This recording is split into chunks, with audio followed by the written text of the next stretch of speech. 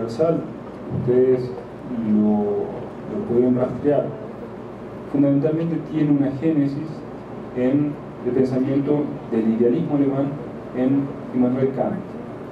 Immanuel Kant, una obra muy importante, Metafísica de la Psique, Metafísica de las Costumbres, empieza a analizar el valor capital de cualquier persona a través de lo que se llamó el Würde o Menschwürde, lo que es la dignidad humana. En lo que él explica que se trata es de la indisponibilidad de todo ser humano por otro. Cualquier otra cosa que no se tratase de un ser humano es objeto en el pensamiento de Kant de intercambio. Es fungible, se puede reemplazar, a excepción de una persona. Una persona es única, indisponible y irreemplazable, solo una. De modo que cuando se atenta contra una persona, cuando un Estado, sus agentes, atentan contra la dignidad de una persona porque niegan lo que esta persona representa, porque niegan lo que esta persona es, porque niegan lo que esta persona cree, porque niegan el plan de desarrollo y autonomía y libertad personal de una persona por lo que esa persona es, no solamente se atenta contra esa persona, por lo que ella cree, por lo que es, por lo que representa, se atenta en esa escala contra todos y cada uno de nosotros por lo que nosotros podemos representar si fuésemos esa persona. A través del asentamiento del principio de la dignidad humana, entendemos necesario la explicación de un nuevo orden jurídico penal de escala internacional sobre el que se elabora como capital de bien jurídico, a través de la dignidad humana, el haz de hechos punibles sobre lo que la comunidad internacional se va a poner de acuerdo para hacer a un lado el principio de no interferencia o el principio, dejar a un lado lo que he denominado yo el principio de no más indiferencia. En esta cuestión, los primeros pasos del derecho internacional penal, ustedes lo conocen o lo han sentido nombrar, tienen que ver con el Tribunal Internacional Militar de Nuremberg y el Tribunal Internacional del Lejano Oriente. Ambos tribunales formados tras la victoria de los aliados en la Segunda Guerra Mundial. Es, a mi modo de ver, la base de antecedente del derecho internacional penal, pero no es su propia fundamentación. Ya más tarde voy a enseguida a decir por qué. Lo que tiene que ver con el Tribunal Internacional de Nuremberg, el Tribunal Internacional para el Lejano Oriente en Japón, ambos tribunales son diferentes. Por razones de tiempo y espacio no voy a explicar las diferencias. Lo que sí tengo y debo decir con relación fundamentalmente al Tribunal Internacional Militar de Nuremberg es que los delitos de orden internacional que nosotros conocemos y analizamos hoy como de capital importancia para el derecho internacional penal, esto es el genocidio, crimen de agresión o alteración de la paz, los delitos de lesa humanidad y los crímenes de guerra, fueron conocidos y formaron parte de la jurisdicción del Tribunal Internacional de Nuremberg por el Acuerdo de Londres de 1946. En ese antecedente hay dos reglas de capital importancia que nosotros, los que hacemos derecho penal, seguimos para la fundamentación del derecho internacional penal. Uno es el principio de legalidad, del que tributa el principio de tipicidad, y otro es el principio de imparcialidad y de constitución o integración del tribunal anterior al hecho que habilita la jurisdicción de ese tribunal. Esas dos cuestiones fueron inobservadas, fueron dejadas a un lado en la historia incipiente del derecho internacional penal. Justamente la ausencia de esas reglas y la ausencia de un cuerpo de derecho internacional penal y de un tribunal específico de derecho penal que se ocupara de estas características hicieron justamente que dos bases innegociables que forman capital importancia en lo que tiene que ver con los cimientos del derecho internacional penal, del derecho penal, no fueran tenidas en cuenta como nosotros la entendemos en el ámbito del derecho internacional penal. Los justificativos, las razones que se dieron para hacerlo, es que en el derecho del nacionalsocialismo alemán era legal la muerte de opositores políticos y era legal la privación de bienes y encarcelamiento de grupos del pueblo judío o de aquellos que no cumplieran con las leyes de Nuremberg de supremacía porcentual de sangre aria en su cuerpo, conforme a las leyes de Nuremberg, digo bien, de 1935 y 1936, eran aplicaciones de derecho viviente, derecho vigente para las autoridades alemanas. Bajo ese concepto, aquellos que denunciaran a judíos, aquellos que denunciaran a personas que hablaban mal del Führer, aquellos que eventualmente contradijeran el régimen, no violaban la ley, la cumplían. De modo que eventualmente llevar ante un tribunal de justicia a aquellas personas que justamente lo que hicieron fue cumplir con la ley vigente, naturalmente encontraban una contradicción desde el punto de vista de la ley positiva con lo que debía hacerse según la ley y lo que no debía hacerse con la ley sancionada posterior a los hechos que se iban a enjuiciar por parte del Tribunal Internacional de Nuremberg. Un jurista alemán muy importante, penalista y filósofo del derecho de la Universidad de Heidelberg, el profesor Gustav Radbruch, elaboró una teoría que se la conoce como Recht und Unrecht, o lo que es jurídico y lo antijurídico, o la negación del derecho. Y Radbruch sentó las bases de que la elaboración del derecho del nacionalsocialismo alemán no podía alegarse como cumplimiento del derecho positivo, justamente porque su elaboración, su sanción, todas sus disposiciones, lo único que hacían era negar cualquier campo o manto de judicidad. O sea, las leyes del nacionalsocialismo alemán, además que estuvieran formalmente establecidas conforme las autoridades del Reich, por su carácter intrínsecamente injusto, no podían alegarse como cumplimiento de la ley.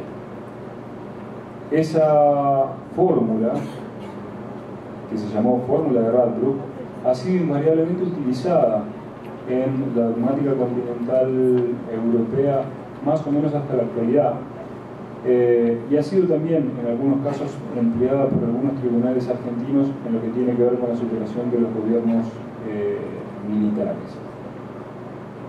El otro gran principio tenía que ver con críticas desde el punto de vista político y críticas desde las fundamentaciones de las garantías que se llevan a cabo en el ámbito del debido proceso penal, que es el tribunal imparcial constituido anterior al hecho del proceso.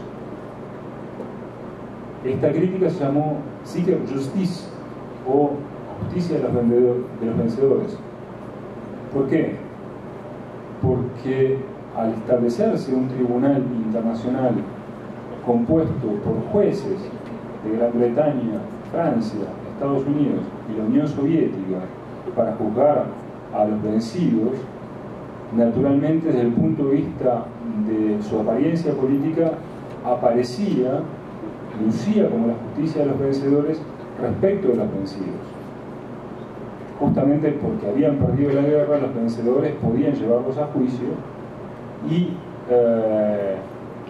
poner sobre la discusión en el procedimiento penal abierto por el Acuerdo de Londres sobre si eran o no responsables de delitos que a la época de su comisión no eran delitos, que al contrario, eran derecho vigente en la Alemania del Tercer Reich. Estas cuestiones obviamente no prosperaron en la historia de los juicios, y es importante destacarlas porque a partir justamente del rechazo de las objeciones en lo que tiene que ver con el principio de legalidad y de tipicidad penal, y fundamentalmente con el rechazo de las objeciones a la falta de jurisdicción del Tribunal Internacional de Nuremberg, se aceptó como parte de las bases del derecho internacional penal que el derecho internacional penal no participe del principio de legalidad y que el derecho internacional penal tampoco participe de la imparcialidad y la constitución ex ante de los hechos punibles que se pueden investigar por parte de los tribunales que se puedan conformar. Estos antecedentes de Nuremberg, no tengan la menor duda, son iguales a los que después sirvieron de base para juzgar los hechos punibles que quizás alguno de ustedes pueda tener más fresco en lo que tiene que ver con los delitos cometidos en la ex Yugoslavia o en Ruanda. Es decir, fueron tribunales especiales creados en el ámbito de lo que es el Consejo de Seguridad de Naciones Unidas como una de las facultades que da la Carta de Naciones Unidas al Consejo de Seguridad para investigar y averiguar delitos que pueden afectar a la comunidad internacional, y se hicieron con posterioridad justamente a la comisión de estos hechos. La importancia en lo que tiene que ver con la historia y estos detalles que estoy reflejando es, en mi posición, es que la Corte Penal Internacional, creada a partir del Tratado de Roma, justamente supera estas deficiencias. Es decir, la creación de la Corte Penal Internacional, la creación de un tribunal penal permanente, con la definición en un catálogo de su tratado de los hechos punibles que van a habilitar su propia competencia, deja a un lado la problemática establecida justamente en la historia y en la evolución de Nuremberg y en la continuación de lo que sucediera con los tribunales internacionales para la ex Yugoslavia y para Ruanda respecto de violaciones al principio de legalidad y de violaciones a la imparcialidad del tribunal constituido con anterioridad a los hechos del proceso. Desde este aspecto, la superación de estas problemáticas por la creación del tribunal no podrían ser más evidentes. Primero y principal porque en su propia carta el Tribunal Internacional Permanente con sede en La Haya no puede juzgar hechos hacia atrás. Es decir, la Corte Penal Permanente no puede intervenir por competencia en hechos acaecidos antes de su puesta en funcionamiento, que recién comenzó en el año 2003. De modo que las objeciones o las soluciones acaecidas a través de la fórmula de Radloff a las que yo les he hecho referencia en lo que tiene que ver con el Tribunal Permanente Internacional no son viables. Desde otro punto de vista, la cuestión respecto de la integración del tribunal tampoco. El tribunal ya no es un tribunal ad hoc para el esclarecimiento o el juzgamiento de estos delitos, sino que es un tribunal que tiene actuación permanente.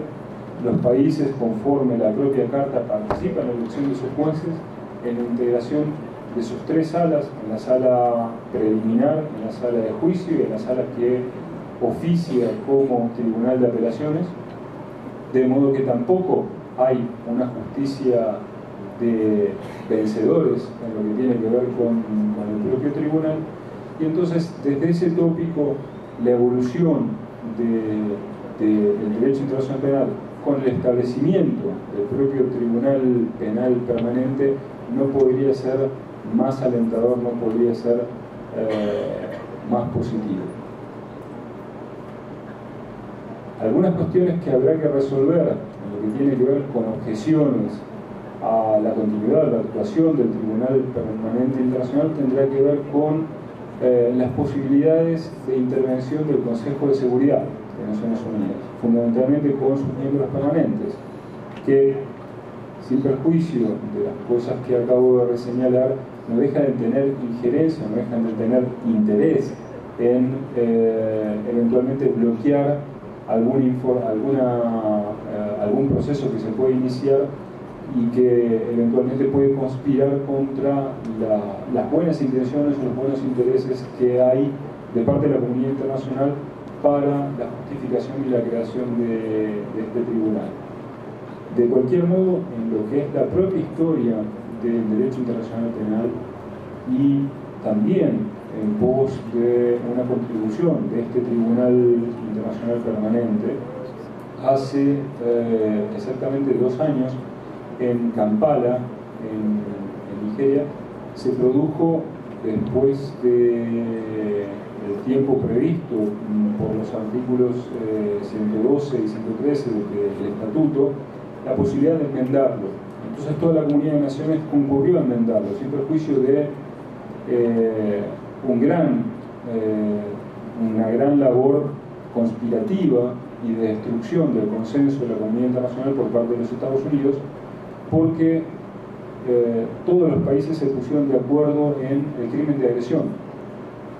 Es decir, hoy el Tribunal Permanente tiene competencia en genocidio, tiene competencia en actos que propendan o instiguen el genocidio, en delitos de lesa humanidad, en crímenes de guerra y también fundamentalmente en el crimen de agresión.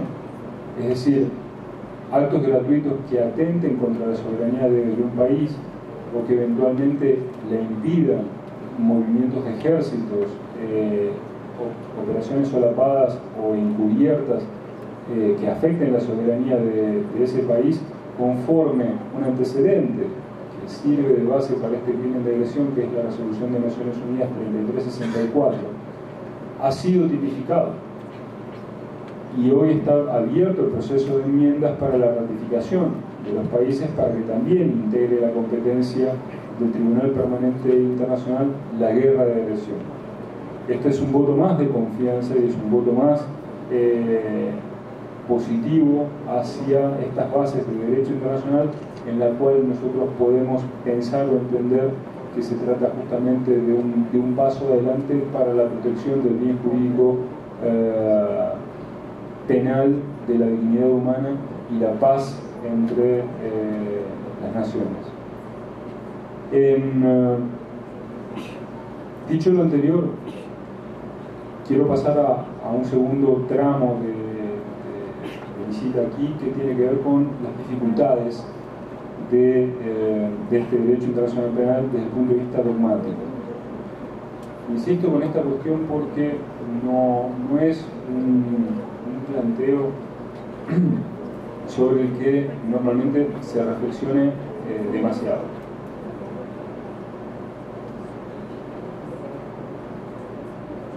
El derecho internacional penal, por sus características, tiene inserciones que no tributan o no participan de la concepción del derecho penal que nosotros aprendemos en la facultad y que nosotros enseñamos en la facultad.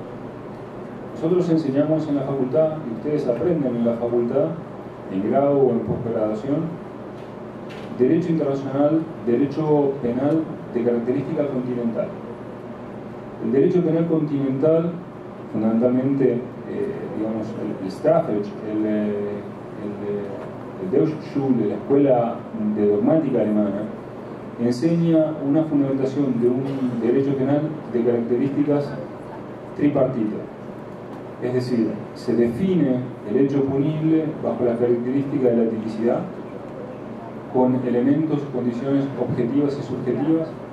Se analiza el ámbito de la antijuiciedad con características objetivas y subjetivas, y se analiza el ámbito de la teoría de la culpabilidad en el ámbito de lo objetivo y en el ámbito de lo subjetivo. Esta triple categoría que nosotros fermentamos y elaboramos para tortura de todos ustedes a través de múltiples autores, unos completamente convincentes. Por eso los damos todos y por eso está el deber de ustedes de tratar de aprenderlo todos. No se repiten en el ámbito del derecho internacional penal. ¿Por qué? Porque en el ámbito del derecho internacional penal la gestación y el acuerdo del derecho internacional penal está trabajado en base a derecho internacional público, y fundamentalmente el lenguaje del derecho internacional público es un lenguaje dominado fundamentalmente por el common law. Al estar dominado por el common law, la concepción del derecho penal desde el punto de vista continental, como nosotros lo conocemos, cambia completamente. Y en lugar de ser un derecho penal estratificado, tripartito, con categorías en cada una de ellas, objetivas y subjetivas, nos encontramos con un derecho penal simplificado, incompleto e insuficiente, fundamentalmente de características bipartitas, con un único ámbito objetivo y con un único ámbito subjetivo. Ustedes podrán preguntarse, bueno, ahora que usted ya nos lo dijo, o que lo teníamos claro, que en el common law el hecho punible es bipartito y que en el ámbito continental el derecho penal es tripartito, la dificultad sería ¿cuál? La dificultad sería en que los países que ratifican y adaptan el Tratado de Roma de la Corte Penal Internacional tienen que bajar al ámbito nacional, al ámbito estatal, un tratado que define un sistema penal en un sistema que no participa del Estado Nacional. Es decir, el único país que podría sentirse y comprender más o menos cómodamente el derecho internacional penal, hoy día Estados Unidos no participa de él, sería Gran Bretaña. Desde el punto de vista de los países continentales, nosotros tenemos que adecuar un sistema bipartito al ámbito tripartito del que nosotros participamos.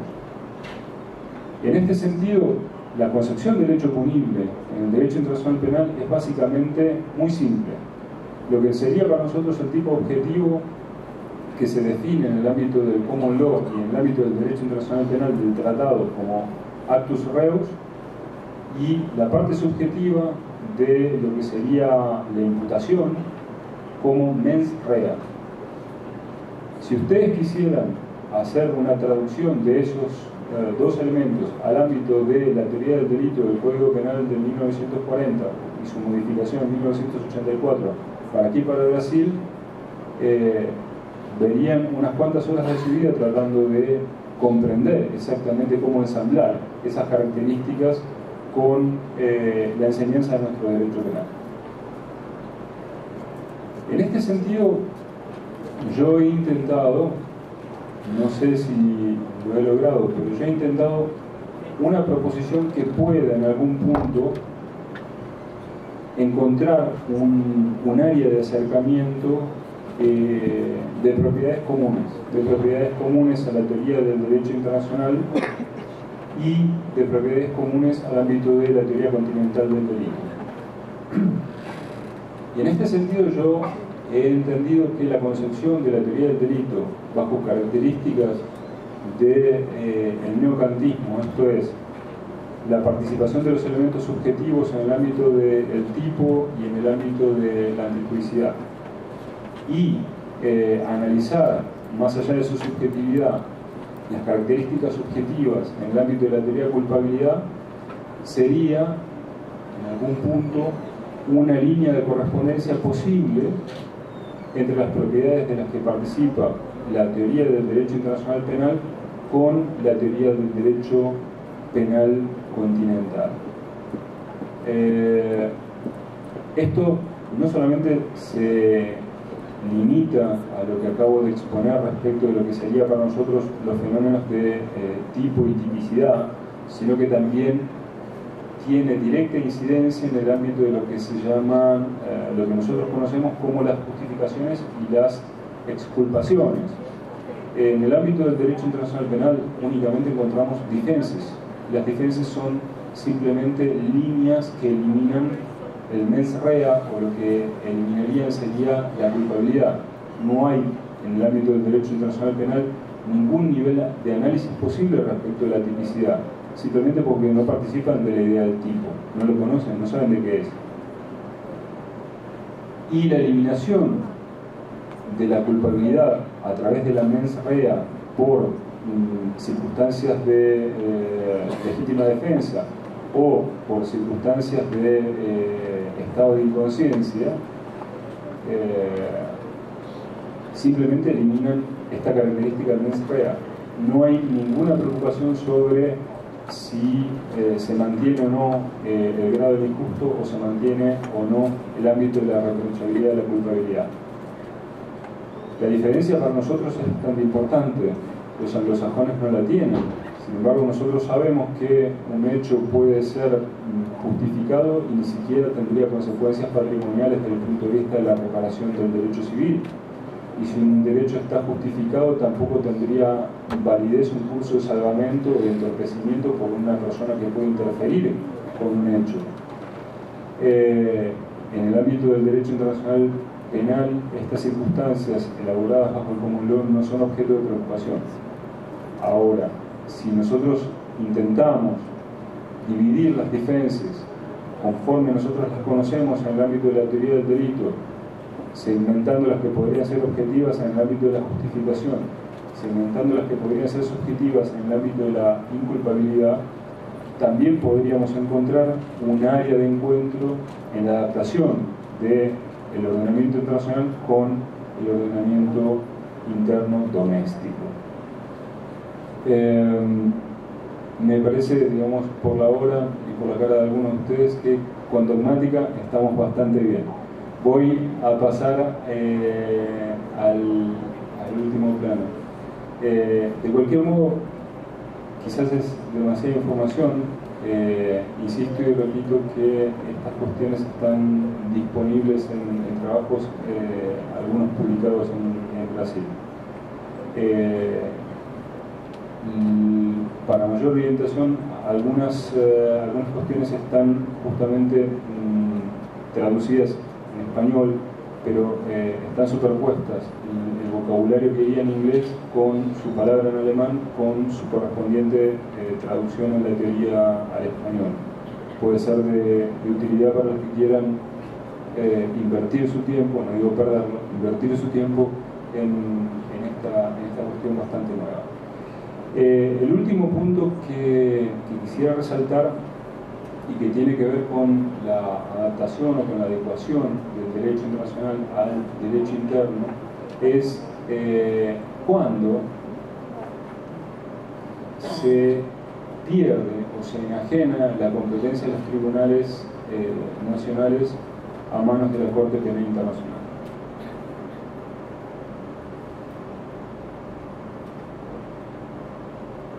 Esperemos que, digamos, son todas hipótesis que uno nunca desea que sucedan. En realidad, todo lo que es derecho penal, uno nunca espera que ninguna de esas hipótesis suceda. Lo que pasa es que cuando hablamos de derecho internacional penal, la escala de la magnitud del injusto, desde el punto de vista cualitativo, es sensiblemente inimaginable.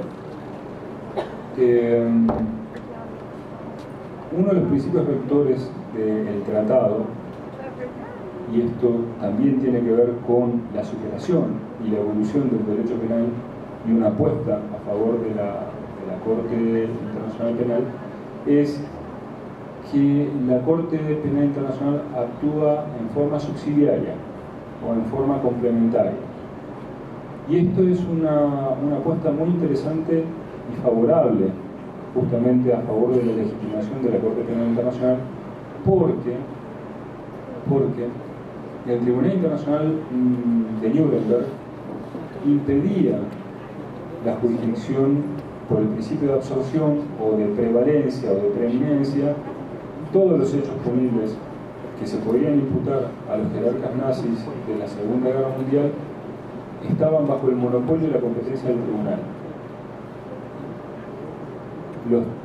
Los hechos punibles que eventualmente alcanzaron a algunos generales serbios y que estaban siendo justiciados en algunos tribunales de Europa continental fueron también paralizados por el principio de preeminencia cuando se constituyó el Tribunal Internacional para la ex Yugoslavia. Esto es, Bélgica no pudo avanzar, Alemania no pudo avanzar, porque justamente se establecieron estos tribunales. La Corte Penal Internacional se legitima, y el derecho internacional penal se legitima a partir de la justicia desde adentro, es decir, de los propios países que eventualmente se vieron afectados por la comisión o porque sus autores, por vía de la nacionalidad activa, tienen que ver con estos hechos punibles. De modo que la actuación del tribunal es subsidiaria o complementaria. Funciona en modo análogo a los mecanismos de protección de los derechos humanos. Es decir, tanto la Corte de Estrasburgo como la Corte Interamericana funcionan para la protección de los derechos humanos cuando los tribunales nacionales no dan o no cobijan tutela, porque son los primeros obligados en respetar y promover los derechos humanos. Cuando eso no funciona, recién ahí intervienen, agotados los medios, los tribunales internacionales. En el ámbito de la Corte Penal Internacional funciona exactamente igual. No creo, les decía a un comienzo y ahora cumplo con mi palabra, no creo que haya sido el Tribunal Internacional de Nuremberg el gestor del derecho internacional penal. El gestor del derecho internacional penal es el propio incumplimiento de los estados nacionales de poder justamente llevar adelante y enjuiciar a los violadores sistemáticos de la dignidad personal y de los derechos humanos básicos de las personas. El Tribunal Penal Internacional se justifica a partir del fracaso de los tribunales nacionales. Y para mí el fracaso de los tribunales nacionales se da a partir del incumplimiento del Tratado de Versalles después de la Primera Guerra Mundial, cuando Alemania, por el Bundesgericht de Leipzig, se compromete justamente a enjuiciar a todos aquellos militares, empezando por el Kaiser, que se refugian en Holanda, para sancionar los crímenes de guerra cometidos contra los que fueron finalmente los vencedores de esa guerra. Es decir, los vencidos tuvieron la posibilidad, por sus instituciones, de juzgar a los que venían siendo acusados y reclamados como autores a la época de crímenes de guerra, que era hasta ese entonces lo único conocido en lo que tiene que ver con el derecho internacional penal. Y Alemania, a través de los juicios de Leipzig, incumplió por dos modos. Y yo creo que la interpretación del principio de complementariedad y de subsidiariedad de la Corte Internacional Penal se da a través de estas dos vías, que son formas de entender el artículo 16 y 17 del Estatuto. Esto es por fraude objetivo a la ley y por fraude subjetivo a la ley. Dice el tratado que el Tribunal Permanente, la Corte Permanente, toma intervención cuando los tribunales nacionales no investiguen lo suficiente o eventualmente no juzguen a los acusados de tales crímenes. Y en Leipzig, en 1919, en 1923, la resultante del incumplimiento del compromiso de Alemania fue que por crímenes de guerra únicamente terminaron condenados 2 oficiales subalternos. De aproximadamente una lista de más de 50 criminales de guerra, Alemania terminó con la condena de 17 personas, a condenas muy bajas. Es decir, condenó a aquellos que no fueron requeridos por los países vencedores de la guerra, es decir, oficiales de bajo rango, procurando en definitiva la impunidad de los mayores involucrados en violaciones a las leyes de la guerra, y después directamente dilatando o entorpeciendo la averiguación justamente del esclarecimiento de los verdaderos culpables. Entonces, el fraude subjetivo de la ley es favorecer a los que vienen acusados, imputados por delitos de competencia del Tribunal Permanente de La Haya, o por perseguir a aquellos que no son. Es decir, hay dos formas: procurando la impunidad de los verdaderos acusados o persiguiendo a los que no son. Y por fraude objetivo es entorpeciendo, dilatando, de una forma u otra sustrayendo de los efectos del ámbito de la justicia universal a aquellos que han sido acusados, o que hay pruebas o evidencias de que eventualmente han puesto en jaque a la dignidad humana y los valores, la constelación de valores que de ella se desprende. Entiendo que la adaptación del estatuto a los ordenamientos internos debe depender de estos factores, y entiendo que haciendo un buen análisis de estos factores no hay nada mejor que la legitimación del derecho internacional penal, empezando por los tribunales nacionales, empezando por las jurisdicciones. Muy obrigado por la atención.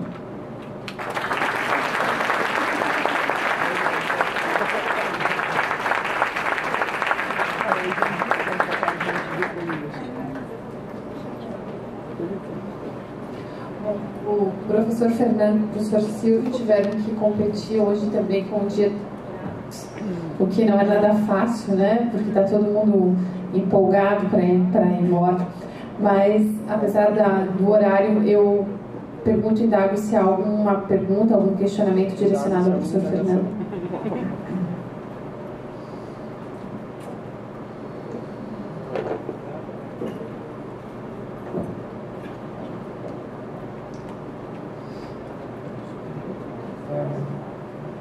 Congratulações pela conferência, Fernando. La adhesión de Brasil a Roma terminou la reforma de nuestra Constitución.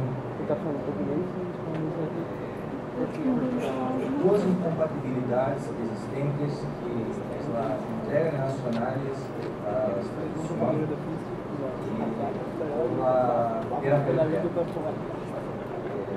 Uma questão de curiosidade, na Argentina era uma incompatibilidade, uma ordem interna. Gostaria que você explicasse o processo de adesão da Argentina ao Estatuto de Roma, se era alguma incompatibilidade semelhante ao Brasil.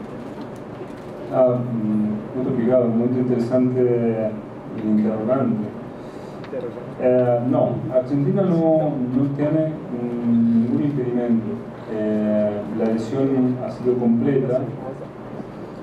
Creo que tiene una explicación histórico-política también, que es que la superación de nuestro pasado ha sido más tormentosa,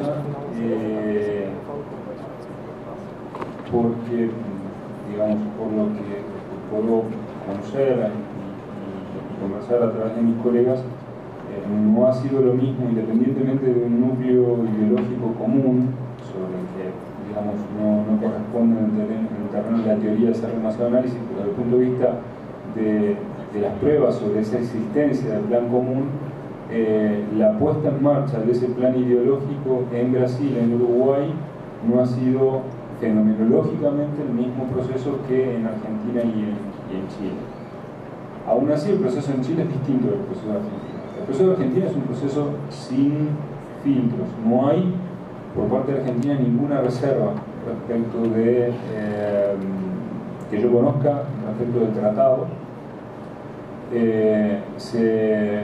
Se adhirió a él apenas su sanción en 1998 y se adecuó a través de una ley especial federal el estatuto al ordenamiento interno. Entonces, y desde el punto de vista de, digo que no hay reservas porque, por ejemplo, Argentina, a la Convención Americana de Derechos Humanos, sí tiene una reserva del artículo 21, por ejemplo, de que todo lo que es para nuestra historia muy malo, para los derechos humanos es muy malo, porque Argentina hizo una reserva del artículo 21 en lo que tiene que ver con la inspección de la jurisdicción de la Corte Interamericana en sus medidas de política económica, aunque limiten o violen los derechos humanos, que es una reserva interesante porque desde el punto de vista de intervención del Estado en la economía ha violado sistemáticamente también los derechos económicos de sus habitantes.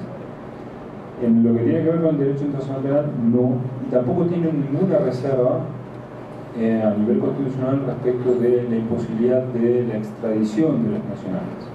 El tema de la imposibilidad de la extradición de los nacionales es una cuestión, digamos, de alguna tradición derivada en lo que tiene que ver con el principio de cooperación, a través del cual el Estado requerido se obliga normalmente a asumir esos compromisos. Argentina no los tiene. Sí los tiene, y es interesante destacarlo como comparación, porque también ha tenido problemas al respecto, la República Federal de Alemania. Es decir, la Constitución de Bonn de 1949, en su artículo 16, prohíbe la extradición de alemanes. Pero actualmente, aunque ha habido algunos pronunciamientos contradictorios más recientemente en diciembre y enero, pero tiene que ver con la integración económica, el Bundesverfassungsgericht, el Tribunal Constitucional Alemán, le da preeminencia a la legislación comunitaria, con lo cual, aunque no han tenido la hipótesis, no creo que eventualmente exista un óbice de la aplicación del artículo 16 para la extradición de alemanes. El último conflicto que yo recuerdo de Alemania es del año 2005, si mal no recuerdo, con una solicitud de, allí en Europa hay un área jurisdiccional común y ya prácticamente no hay procesos de extradición. Hay un convenio que rige desde enero del 2004, que es el convenio de área común y el mandato de arresto y entrega, y las autoridades del Reino de España querían detener a una persona vinculada con Al-Qaeda ligada al atentado terrorista en Atocha de trenes de julio de 2004. Uno de los involucrados, sin perjuicio, tenía ascendencia, creo que era de Yemen, pero era ciudadano alemán, le comprendían las leyes alemanas, y apenas entrado en vigor este mandato de entrega y arresto, el Tribunal Constitucional Alemán denegó por el artículo 16 de su Constitución esta extradición. Luego lo han solucionado a través del principio de cooperación. Hubo 2 o 3 casos y luego lo han solucionado. Entiendo, digamos, no sé cómo podría ser Brasil. Yo sé que tiene una tradición en este sentido, y en algunos creo que el tratado bilateral existente entre Argentina y Brasil contempla la posibilidad de privilegiar el principio de nacionalidad para que las autoridades requeridas juzguen. En la práctica es difícil, creo que ustedes seguramente están en mejores condiciones que yo de hacer un pronóstico, pero desde el punto de vista de la teoría, digamos, hay 2 opciones, o sea, no hay mucho más. O uno es monista y privilegia el derecho constitucional nacional, o uno entiende que el derecho constitucional es un derecho que está insertado en el mundo y es respetuoso de los derechos humanos, y entiende, digamos, que ese privilegio de no extraditar al nacional puede ceder en este tipo de casos en la medida de que la fundamentación de no extraditar a un nacional está justificada en el sentido de que al nacional se le va a deparar un trato humano con garantías judiciales y de justo proceso para proceder a la extradición. Hay que ver esta cuestión cómo se la puede analizar. Tengo una colega de la Universidad de Buenos Aires, tengo un orgullo de pertenecer a una cátedra, esto, digamos, más allá de Messi, digamos, tengo el orgullo de pertenecer a una cátedra que tiene a una abogada gaúcha, doctorando de la UBA, pero puertorriquense, que integra la cátedra, que está haciendo ahora su tesis doctoral en la Universidad de Buenos Aires sobre la posibilidad de la reforma constitucional de Brasil y su influencia al derecho internacional.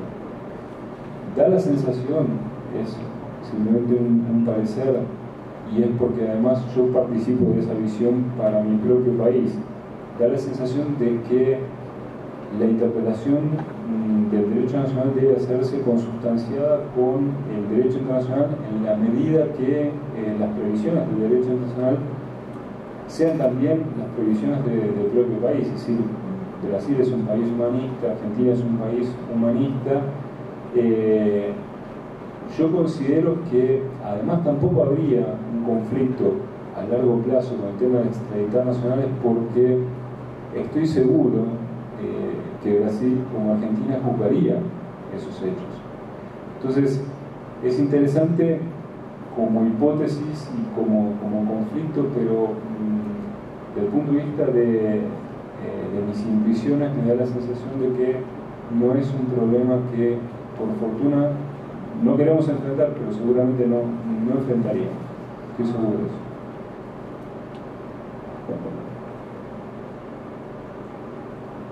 De la cadena perpetua. En Brasil es prohibido sí, por la propia Constitución, sí. y surgió mucha discusión en la época de votaciones de estatuto de la elección, lo que toca la semejanza entre entrega y extradición. Pero tudo acabou sendo resolvido com a reforma da Constituição. Sí. O próprio direitos e garantias era um parágrafo acrescido sí. para prever a submissão da internacional. Pero a propósito, profesor, de su comentario, es muy interesante su aporte, porque creo que termina en algún punto estando de acuerdo con mi comentario. Y es, le diría, incluso más positivo o al revés del caso de Argentina. El profesor de Sao Paulo, Flavio Piovesan, trabajaba sobre, o ha trabajado sobre la adaptación del estatuto al caso de Brasil, y hablaba justamente sobre la prohibición de la cadena perpetua para Brasil. Y es cierto, es decir, Brasil tiene un derecho interno más humano. Entonces, y el derecho internacional penal no debe dejar de participar de la humanidad. Es muy difícil, salvo Estados Unidos, predicar valores de derechos humanos a través justamente de prácticas y proposiciones teóricas que son su propia negación. Pero es un caso distinto, decía, de Argentina, porque, por ejemplo, para Argentina, nosotros hacemos un análisis normativo de ley posterior y de jerarquía de leyes, porque nosotros tenemos penas divisibles más altas que la limitación de la pena perpetua en el Estatuto de Roma. Entonces, como la pena del Estatuto de Roma es posterior, nos sirve a nosotros de pauta hermenéutica para bajar nuestro propio ordenamiento interno, porque a nivel, digamos, de inflación de normas penales y de comunicaciones penales y de reformas penales caóticas o faltas de estudio y de elaboración, incluso hemos tenido para un secuestro hediondo directamente la pena perpetua sin posibilidad de libertad condicional, que ni siquiera en el caso del genocidio en el Estatuto de Roma es posible. Creo que lo máximo con medidas de seguridad de por medio, creo que son 30 o 33 años, para el peor de los casos, para el artículo 6 del tratado. Nosotros teníamos para un secuestro hediondo directamente pena perpetua, literalmente perpetua, así al estilo norteamericano. Y el Tratado de Roma nos ha servido para, a nivel dogmático y a nivel de jurisprudencia, para este tipo de hechos, analizar las posibilidades de libertad condicional y de hacer ajustes a través justamente del principio de proporcionalidad y la comparación de bienes jurídicos involucrados. Así que bien por Brasil y no también por nosotros. E mais uma questão, eu vou agradecer então ao professor Fernando, mais uma vez, pela gentileza de aceitar o convite e honrar essa casa com a sua presença e com essa explanação a respeito de um tema tão importante e que desperta o interesse de todos os alunos que trabalham aqui, até inclusive na nossa clínica de direitos humanos, né? Temos alguns aqui presentes. E a todos os seus colegas que prestigiaram, agradeço até o final, mais uma vez, os professores, a professora Helena que chegou. Agradeço imensamente também a aceitação do convite pelo professor Silvio, que foi extremamente gentil mais uma vez em acudir ao nosso chamado de voltar a Joinville. Professor Silvio, é sempre um prazer revê-lo. Amanhã, no mesmo bate-canal, no mesmo bate-hora, estaremos todos aqui para continuar o nosso congresso. Professor Fernando, mais uma vez, então, muito obrigada. É um prazer tê-lo aqui conosco. Boa noite a todos.